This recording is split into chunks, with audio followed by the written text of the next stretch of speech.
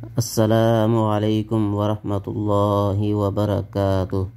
معزز ناظرین و سامعین کرام، امید ہے کہ خیر و عافیت کے ساتھ ہوں گے۔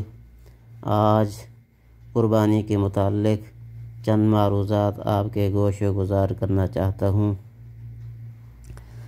قربانی کا ارادہ رکھنے والے افراد کے لیے اپنے بال و ناخن نہ کاٹیں۔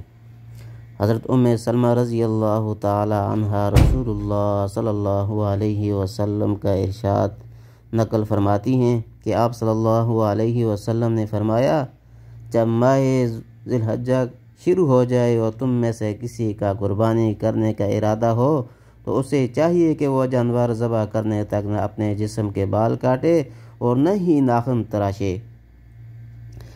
قربانی کا ارادہ رکھنے والے ذی الحجہ کا چاند دیکھنے سے پہلے اپنے جسم کے غیر ضروری بال، ناخن وغیرہ تراش لیں۔